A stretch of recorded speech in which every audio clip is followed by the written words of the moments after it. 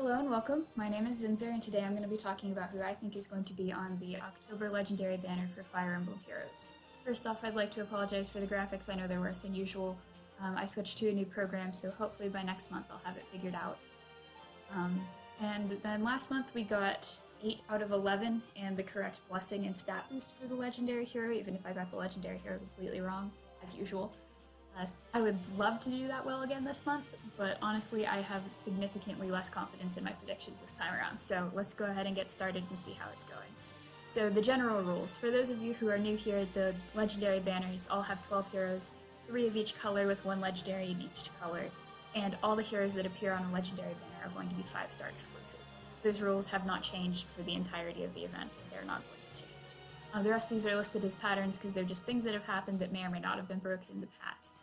For the Legendary Heroes so far, all the Legendary Heroes have been major heroes or villains in their games, maybe not the main character, but a main character. So far, no Legendary Heroes have had back-to-back the same blessing or the same stat boost, so we haven't had 2 water blessings back-to-back yet, or we might coming up, but we haven't had that yet. We haven't had 2 res boosting heroes back-to-back. And then this is a new one, which may or may not be a pattern, but I came up with it with some help from Fel, and the two of us think that it's a really cool idea that Legendary Heroes are coming in pairs. Hector and Lynn coming from Blazing Blade, Marth and Tiki coming from Shadow Dragon, Flume and Gunther coming from Heroes, Lucina and Grima coming from Awakening. And obviously there are some unpaired Legendary Heroes. Ike is unpaired, Ephraim is unpaired, and Ryoma is unpaired. So the thought process there is we have 1 pair we haven't seen yet, and then we will have possibly another Legendary Hero from Radiant Dawn and Sacred Stones and Fates. So I think that's a pattern that might show up, and I'm really excited to see if it does or not. So for seasonal heroes, we have had 3 or 4 seasonal heroes per Legendary banner. Recently there have only been 3. That was a switch they made, I believe, 3 months ago. When there were 4 heroes, the color distribution of heroes was 2-1-1-0, so 1 color had 2 and 1 color had 0 of the seasonals. With 3 heroes, they've done any distribution they want, basically. There is no rhyme or reason on the pattern for 3 heroes, just what they have. Then if 2 heroes do share a color, so if this is for seasonals only, if 2 seasonal heroes share a color, they will not be from the same banner. This isn't really relevant this time because we don't really have any units that are the same color on the banners we're pulling from, but when the second Summer banner rolls around, you will not see Summer Takumi and Summer Lind on the same Legendary banner. And then this is a little confusing and only really relevant right now, but last year there was no Legendary banner where all the seasonal heroes were from the beach banners. And I'm calling them the beach banners because they're the ones where everyone's wearing bikinis. So last year that was Illisan Summer and Nori and Summer. And then this year it was this Sketchy Summer, and I have honestly forgotten what the first one was called, but the one with Innis and Tana and Cordelia and Noir, whatever that one was called. So I'm not including the Hoshiden Summer Festival in that one because it corresponds to the Dancer banner, the Performing Arts banner from last year. So the beach banners, we did not have all of our seasonal heroes from those at any point last year. They did some really weird pulling from different banners to get that to happen, and I think they'll do that again this year, so that's going to influence my seasonal predictions this time. And then last, we're going to get to our general hero patterns. So units released after the Genealogy banner last year October, have a preference over older units, and that's generally true. Older units have appeared more. They've rerun older units. Brave units don't fall into that category. We'll talk about brave units in a minute. But generally, that basically means the newer units have preference over the older units. Units also wait at least 2 months between their initial release date and then being rerun on a Legendary banner. That's when their banner starts, not when their banner ends. The last person to break that was Siegbert on Ike's banner. He had been out for 1 month and 26 days when he rerun. But since then, it has always been at least 2 months. And as far as reruns on Legendary banners go, so reappearances, non-brave units wait at least 5 months between reappearances. That's based on Sigurd's reappearance. And I say non-brave units because Lynn has appeared a lot, and Ike broke every pattern I was expecting. Brave Ike last month when he reappeared at the same time as Legendary Hector for the second time in a row. So non-brave units, 5-month waiting period. Also, I think we can reinstate the pattern that Legendary banners usually have at least one brave hero. The only exceptions were Lynn's banner and Ryoma's banner, but every other one has had a brave hero. We're now in the time frame where we can be getting brave heroes from this year, so I think that we now have a pool of 8 brave heroes to draw from, so we will probably be seeing less of Lucina and Ike. At least we may not be seeing less of Lynn because she's colorless. And the less said about Roy, the better. Poor kid. He's only managed to be on 1 banner while all of his compatriots have been on 3. And units typically don't appear on a legendary banner with other units from their release. For this time, what that means is if you're thinking Sumia and Olivia were released on the same time on the Elisane Travelers banner, the 2 of them will almost definitely not appear together on this banner. One of them will appear, but then the other one will not, and we'll wait until next month. And then last but not least, once a pool is exhausted, it will be repeated in the same order. Obviously, this refers to the colorless pool, and it's obviously not exactly that because they're new units they have to slot in, and then they are meeting their brave requirement with Lynn and putting her in every 3 months. So it's mostly in order. It has been in order so far, and we will talk about the difficulties of that a little bit more later. So we're going to go ahead and get started with the actual predictions. First off, we have our 3 legendary heroes that we know are returning. Ephraim in blue, Lynn in green, and Grima in colorless. And we know they're returning because we've been told that they're returning in October, and this should not be a surprise to anyone.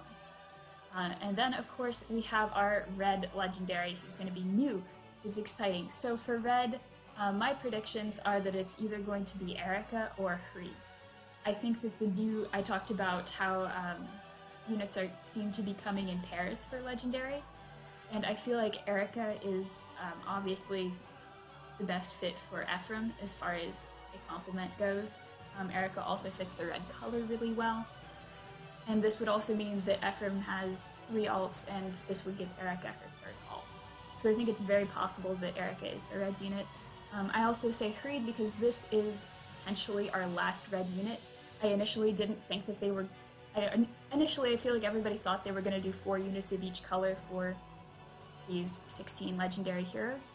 And then we all got a little confused when Grima was the only colorless for... she came in March, so going on 7 months now.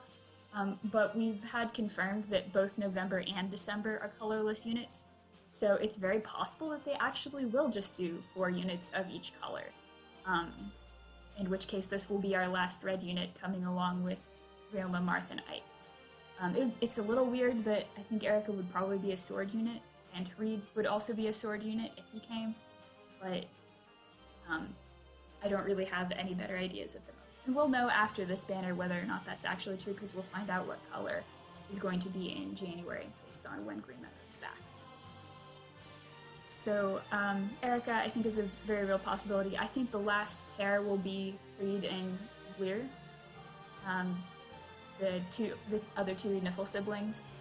So I think that Reed will be the sword because his art has a sword, and I think that Weir will be a staff unit, and that'll round out the sibling colors for the Niffle siblings. They'll have 1 sibling in each color.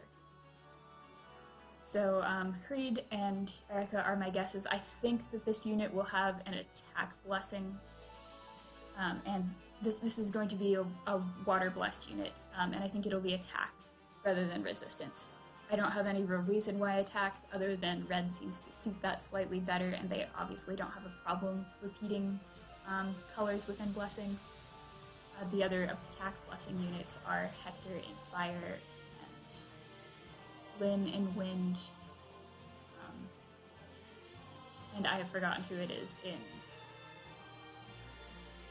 Earth. It's Ike and Earth. So they obviously have 2 green units. I don't think they'd have a problem having 2 red units. It is possible to be that this will be a red water res, but I think attack is more likely, and I think Reed and Erica are probably my 2 best guesses as to who it will actually be. So moving on, I'm going to do these not in order of type of unit, but by color, because I feel like it makes slightly more sense by color this time, and I'm going to start with colorless.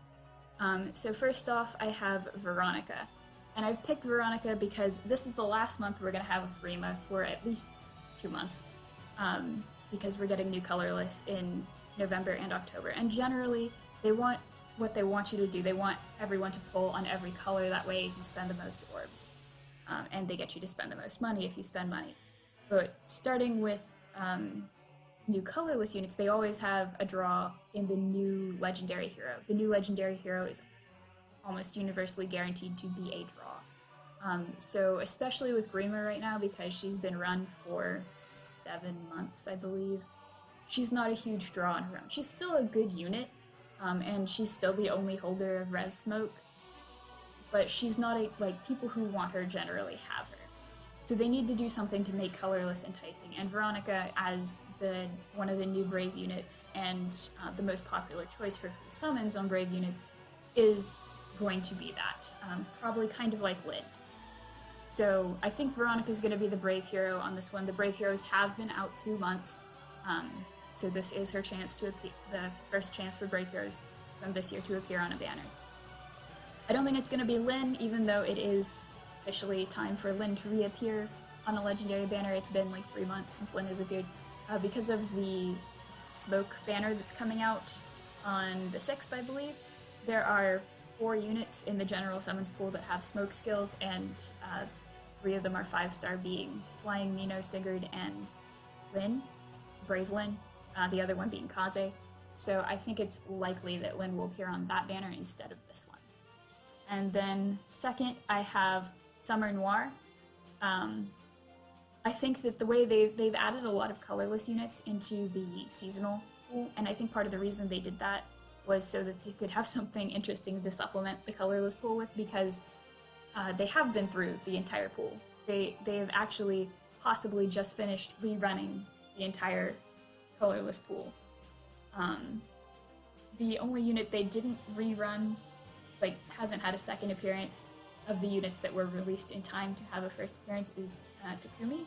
And he's kind of a toss-up as to whether or not he'll be on this banner. He very well could be, but he was supposed to come before Jafar in the order of colorless heroes, and obviously he didn't. Jafar was on the last banner. And I think that's because they gave him out to everybody as a free 4-star unit, so he may not be considered 5-star exclusive anymore, even though he is still in the exclusively summonable as a 5-star. So I don't know if he counts as a 5-star exclusive hero anymore because of that free copy that every player got. So until I see him again, I'm going to assume that he's not going to be appearing on these banners. He might appear. That's definitely a thing that could happen, but until it does, I'm going to leave him out of the pool. So Veronica and Noir, I think, will be a draw for colorless, and I think that they'll continue to put one seasonal colorless on for the next couple of banners. And Veronica obviously is a very, very strong unit who is new to the colorless pool, so I think she'll be on here as well. So next, I have another seasonal. We have Ninian in blue. I think this is a very popular choice. Ninian in blue, I don't think there's much surprise there. She's a flying mage dancer, so she's a very unique unit. She's also a very popular unit. Ephraim is also one of the older blue heroes, so there needs to be some kind of draw for blue. I think Ninian will definitely provide that entirely on her own. But in addition to her, I do think that Sumia will be the other unit, or the one unit from the Elysian Travelers banner. So I think this will be a good banner for flying units, just with the 2 of them. I think the reason I picked Sumia over Olivia is because I feel like Olivia is a very desirable unit as a flying dancer, and 1, I don't think they'll put 2 flying dancers on the same banner, so I don't think Olivia and Ninian will appear in the same place, and I do think Ninian will be on this banner. And 2 is because they already have the draw for red, and the new legendary hero, who's probably going to have at least 1 broken skill, and at least 1 very desirable skill, and probably be a unit that people want. So I don't think they need that draw for red right now. I think they'll need it a lot more next month when Ryoma comes back. Ryoma is still a lot newer than Ephraim, obviously, and less people have him, but I feel like right now what they need is a draw in blue, and Ninian provides that. And Sumia also provides that much better than Olivia would for red. So after that, I have male Grima in green. I think it's finally his turn. He doesn't have any competition on here from any other armored units carrying Vengeful Fighter or Bold Fighter. And he's actually second in line in terms of new green units. Rajat is technically first, but I have given up on Rajat appearing on the Legendary banner at this point. I think it is Grima's turn though. It's been a very long time since he was released. It has been over 2 months since his last appearance in general, and he will be a very big draw for green if he is on there. And then after him, this is probably my most controversial choice, will be Innis. And I put Innis on here over Sanaki, even though I know Sanaki is green, because of the thing I talked about with the beach banners. So Innis and Noir are both from the first beach banner, and I'm obviously leaving an open spot on the with Sanaki on the bridal banner. And so the question, of course, there being, why don't I close out the bridal banner? Well, it's because I don't think they want to have all 3 seasonal units come from beach banners. And if they do Sanaki and Ninian, and then one of the other 2, Noir, say, instead of Innis, then the next 3 seasonal units will be Innis, Tana, and Cordelia, which has fine color distribution, but they're all from the same banner. And then if they go to the next banner, it'll also be another beach unit. It will be Takumi or Lind or Camilla or Summer Tiki, Young Tiki. And I don't think they want to do that, so by stretching out the bridal banner, they give themselves slightly more options for variety in the seasonal unit. So like next month might be Sanaki and Tana and Cordelia, or they might go to the other banner, which I think they probably will because of colorless, and say like Sanaki and Cordelia and Innis, and Takumi, something like that. So I think Innis is more likely than Sanaki on here just because of the beach banner distribution and trying not to have an entire legendary banner full of beach units. So that's why I put on Innis instead of Sanaki. Also, he is a good unit in his own. He's one of a very small selection of fast flying axe units, so he'll be a draw for green as well, as if they didn't have enough of a draw already with Grima and Lind. Lynn isn't bad, and she's got Speed Tactic, and is currently the only holder of Speed Tactic, so she's a draw there as well. And then last I'm getting to red, and I'm just going to go ahead and put up Alencia. I think Alencia is a pretty popular choice for this one because without picking Olivia, which I've already explained my logic behind that, there are no new red units that have been out 2 months, other than Celica, Brave Celica. And I'm only doing 1 Brave Hero, and that's Veronica. And I think Veronica is a better choice than Celica on this, for several reasons, including the lack of drawing colorless and the already large draw from red, the new red legendary. So Alencia is an older unit. She's very good.